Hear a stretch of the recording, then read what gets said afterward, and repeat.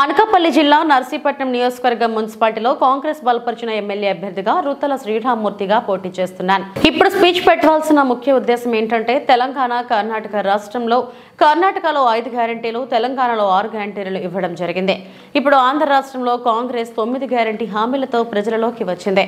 రాహుల్ గాంధీ ప్రధానమంత్రి అయిన వెంటనే తొలి సంతకం ఆంధ్ర రాష్ట్రానికి ప్రత్యేక హోదా పైన సంతకం చేస్తానని ఈ సందర్భంగా పేర్కొన్నారు.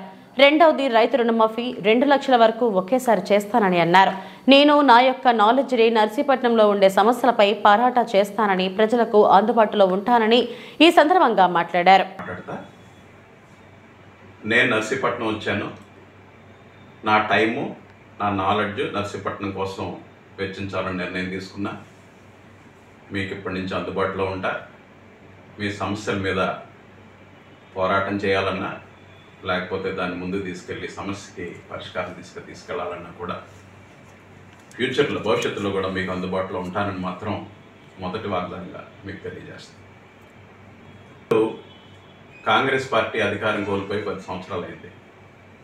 మన రాష్ట్రంలో మళ్ళీ ప్రజల స్థితిగతులు నార్మల్ స్థితి తీసుకురావాలని చెప్పేసి ఒక మంచి మేనిఫెస్టోని ఈ ఎలక్షన్ సందర్భంగా కాంగ్రెస్ పార్టీ తీసుకురావడం జరిగింది.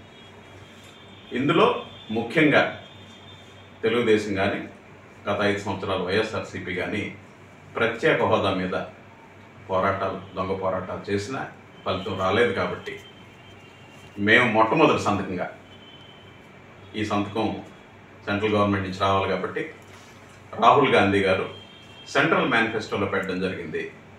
ఆంధ్రాకి ప్రత్యేక హోదా 5 సంవత్సరాలు కాదు 10 సంవత్సరాలు అని చెప్పేసి నేను మేనిఫెస్టోలో కూడా దాన్ని మొదటి విషయంగా తెలియజేయడం జరిగింది. సో మా మొదటి వాగ్దానం, రాహుల్ గాంధీ గారు ప్రధానమంత్రి అయిన వెంటనే మొదటి సంతకంగా 10 సంవత్సరాలకి ప్రత్యేక హోదా ఇవ్వడానికి నిర్ణయం తీసుకోవడానికి మేనిఫెస్టోలో మొట్టమొదటి వాగ్దానంగా పెట్టడం జరిగింది.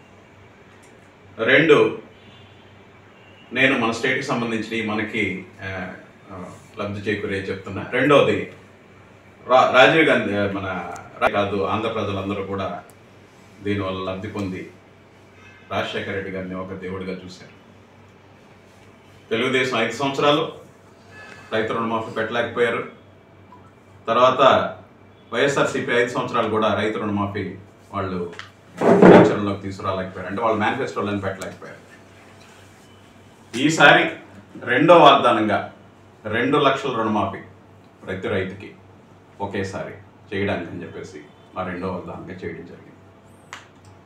ఇక గత 4-5 నెలలుగా చూసుకుంటే 5 గ్యారెంటీలు ఇచ్చాం. కర్ణాటకకి ప్రజలు ఆదరించారు. అదే గ్యారెంటీ కార్డ్ని తెలంగాణ తీసుకొచ్చి 6 గ్యారెంటీలు ఇవ్వడం జరిగింది. అక్కడ కూడా ప్రజలు ఆదరించి అధికారం ఇచ్చారు. అదే దాన్ని, అంటే మీకు ఒక ఇంటర్నల్ ఇన్ఫర్మేషన్ చెప్పాలన్నా కూడా ఒక కన్సల్టెంట్ పీకే లాగా కాంగ్రెస్ పార్టీకి తెలంగాణలో పనిచేశారు, కర్ణాటకలో పనిచేశారు, అధికారాన్ని తీసుకొచ్చి అంటే ప్రజల అభిమానాన్ని పొందగలిగాం. అదే కన్సల్టెంట్ ఇప్పుడు ఆంధ్ర కూడా పనిచేస్తున్నారు. దయచేసి అర్థం చేసుకోండి. 5 గ్యారెంటీలతో అధికారం వచ్చింది, 6 గ్యారెంటీలతో కూడా ప్రజలు మనల్ని అభిమానించి అధికారం ఇచ్చారు. ఇప్పుడు మీ ముందుకి, మన ఆంధ్ర రాష్ట్ర ప్రజల ముందుకి 9 గ్యారెంటీలతో మేము ఎజెండా తీసుకొచ్చి ఒక స్మార్ట్ కార్డ్ అని చెప్పేసి 2 రాష్ట్రాల్లో విస్తృతమైన ప్రచారం చేశారు. ఆంధ్రప్రదేశ్లో, ఏపీలో ఎందుకు కాంగ్రెస్ పార్టీ ప్రచారం చేయలేదు? షర్మిలమ్మ గారు పిసిసి ప్రెసిడెంట్ అయిన తర్వాత రోజు తప్పించి రోజు ఆంధ్రాలో ప్రచారం చేయడం జరుగుతుంది. ఆవిడ ప్రచారం ఎలా జరుగుతుందంటే, రాజశేఖర రెడ్డి గారు ఎక్కడైతే ఆపారో, ఒకటి పాదయాత్ర ఇచ్చాపురంలో ఆపారు.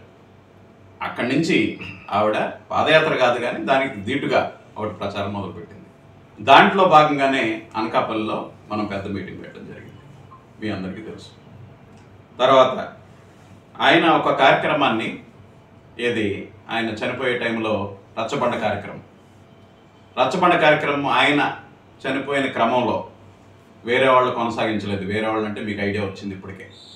కానీ షర్మిలమ్మ మాత్రం దాన్ని కొనసాగింపుగా చేస్తే మొలగపూడిలో మనం రచ్చబండ కార్యక్రమం పెట్టడం జరిగింది. సో మన ప్రాంతంలోనే నేను 2 మీటింగ్లు పెట్టడం జరిగింది. ఆవిడ వచ్చి 3 నెలలు అయింది. సో 3 నెలల్లో విరివిగా మన కార్యక్రమాలు చేపట్టి ప్రజల ముందుకెళ్ళి మనం ఏం చేయబోతున్నామో చెప్పగలుగుతాం.